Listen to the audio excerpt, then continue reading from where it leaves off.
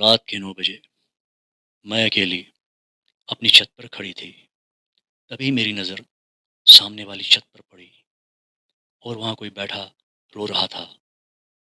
उसका चेहरा इतना डरावना था कि मेरे पैरों के नीचे से ज़मीन खिसकने लगी और फिर उसने धीरे से मेरा नाम लिया।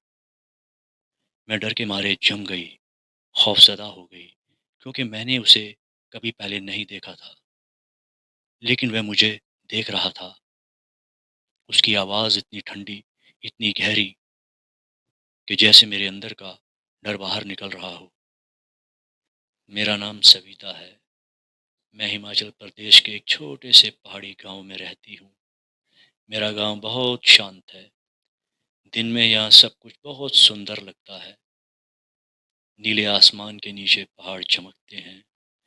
देवदार के पेड़ों से ठंडी हवा आती है। लेकिन रात होते ही ये जगह बदल जाती है, जैसे कोई शमशान हो। अंधेरा घना हो जाता है। पेड़ों की आवाज़ अजीब लगने लगती है और कभी कभी ऐसा लगता है जैसे कोई अंधेरे में छिपकर आपको देख रहा हो। पहले मुझको लगता था कि ये सिर्फ मेरा वहम है, लेकिन एक रात मेरी जिंदगी बदल गई। वो रात जिसने सब बदल दिया। उस दिन ठंडी हवा चल रही थी। रात के लगभग 9 बजे थे। मैं रसोई में खाना बना रही थी। तभी मेरी सास ने आवाज़ लगाई, सविता, सविता, छत पर कपड़े रखे हैं, उतार ला। मैंने कहा, अभी लेकर आती हूँ माँ जी। मैं सीढ़ियाँ चढ़कर छत पर चली गई। मुझे क्या पता था कि ये सिर्फ कपड़े लेने जाना नहीं था। ये मेरी जिंदगी की सबसे डरावनी रात बनने वाली थी। छत पर अजीब सन्नाटा। जैसे ही मैं छत पर पहुंची, मुझे अजीब सा लगा। हवा चल रही थी, लेकिन फिर भी माहौल बहुत भारी लग रहा था, जैसे हवा भी डर रही हो। मैंने जल्दी जल्दी कपड़े उतारने शुरू किए। तभी मुझे एक आवाज़ सुनाई दी, धीमी, टूटी हुई, जैसे कोई रो रहा हो। रोने की आवाज़ बहुत खौफनाक, डरावनी थी। वह आवाज़ बहुत दर्द भरी थी। मेरे हाथ रुक गए। मैंने धीरे से सिर उठाया। आवाज़ साथ वाले घर की छत से आ रही थी। मैंने उस तरफ देखा। मेरा दिल धक से रह गया। वहाँ एक आदमी बैठा हुआ था। वो झुका हुआ था। उसका सर नीचे था और वो रो रहा था। रोने की आवाज़ बहुत डरावनी।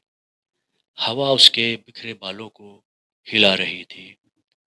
उसके कपड़े पुराने और गंदे लग रहे थे। मैंने सोचा शायद कोई पड़ोसी होगा, लेकिन तभी मुझे याद आया, उस घर में तो कई साल से कोई नहीं रहता। वो अचानक गायब हो गया। मैं उसे देख ही रही थी कि अचानक उसके रोने की आवाज़ बंद हो गई। एकदम से सन्नाटा। मैंने फिर उस छत की तरफ देखा और वह आदमी गायब था। मेरे हाथ से कपड़े गिर गए। मैं घबरा गई। मैंने जल्दी जल्दी कपड़े उठाए। तभी मुझे लगा जैसे कोई मेरे पीछे खड़ा है। मेरे पीछे कौन था? मेरी सांस रुक गई। मैं धीरे धीरे पीछे मुड़ी और जो मैंने देखा उसे देखकर मेरा खून जम गया। वही आदमी मेरे पीछे खड़ा था, इतना पास कि मैं उसकी ठंडी सांस महसूस कर सकती थी। उसकी आंखें लाल थी, चेहरा पीला और होंठ कांप रहे थे, जैसे वो बहुत दुख में हो। वो धीरे से बोला, सविता। मेरे शरीर में बिजली सी दौड़ गई। डर के मारे मैं कांपने लगी। मैंने उसे कभी नहीं देखा था, फिर भी उसे मेरा नाम पता था। वो मुझे घूर रहा था। मैं पीछे हटने लगी, लेकिन मेरे पाँव काँप रहे थे। वो मुझे घूर रहा था और फिर उसने धीरे से कहा, तुम मुझे देख सकती हो। उसकी आवाज़ बहुत अजीब थी, जैसे दूर किसी कुएं से आ रही हो। अब मेरा डर हद से ज़्यादा बढ़ चुका था। मैं मुड़ी और पूरी ताकत से सीढ़ियों की तरफ भागी। मैं गिरते पड़ते नीचे पहुंची। मेरी सांस तेज चल रही थी। मेरी सास ने पूछा, क्या हुआ? क्या हुआ तुम्हें? इतनी डरी हुई क्यों लगती हो? मैं रोने लगी। मैंने सब बता दिया। रोने वाला आदमी और उसका मेरा नाम लेना। मेरी बात सुनकर मेरी सास का चेहरा बदल गया। उसने धीरे से कहा, तूने उसे देख लिया, ये अच्छा नहीं हुआ। मेरी सास बोली, कुछ साल पहले उस घर में एक आदमी रहता था। एक रात वो छत से गिर गया और उसी रात उसकी मौत हो गई। मेरे हाथ कांपने लगे, खून मेरा जमने लगा। लेकिन असली डर अभी बाकी था। असली डर उसी रात शुरू हुआ। उस रात मैं सोने गई। मैं बहुत डर गई थी। कमरे में हल्की सी लाइट जल रही थी। सब सो चुके थे। मैंने आंखें बंद की, लेकिन कुछ देर बाद मुझे लगा जैसे कोई कमरे के बाहर चल रहा है, धीरे धीरे, ठक ठक ठक। मेरी सांस रुक गई। मैं घबरा गई और कांपने लगी। दरवाजे पर साया। मैंने धीरे से दरवाजे की तरफ देखा। दरवाजे के नीचे से एक परछाई दिखाई दे रही थी। कोई दरवाजे के बाहर खड़ा था। मेरा दिल जोर जोर से धड़कने लगा। मैंने सोचा शायद सास होंगी, लेकिन तभी दरवाज़ा धीरे धीरे अपने आप खुलने लगा। वही आदमी, दरवाज़ा खुला और अंधेरे में वही आदमी खड़ा था। वही लाल आंखें, पीला चेहरा, डरावना चेहरा। वो धीरे धीरे कमरे के अंदर आया और मैं डर से कांप रही थी। मैं हिल भी नहीं पा रही थी। वो मेरे बिस्तर के पास आकर खड़ा हो गया और फुसफुसाया, सविता, सविता। मैं बहुत डरने लगी। उस रात के बाद सब कुछ बदल गया।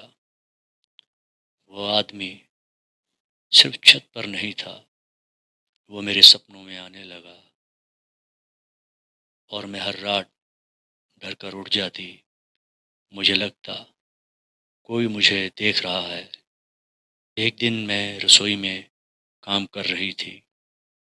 अचानक मुझे लगा जैसे कोई मेरे पीछे खड़ा है। मैं मुड़ी, कोई नहीं था, लेकिन खिड़की के शीशे में मुझे एक परछाई दिखाई दी। मैं चीख पड़ी, बहुत घबरा गई। वो हर जगह था, कभी छत पर, कभी दरवाजे पर, कभी कमरे में और कभी सपनों में। मुझे ऐसा लगता था जैसे मुझे छोड़ना ही नहीं चाहता। मैं हर पल डर में जी रही थी। एक रात मैं फिर सो रही थी। अचानक मेरी आंख खुली। कमरे में अंधेरा था, लेकिन मेरे बिस्तर के पास कोई खड़ा था।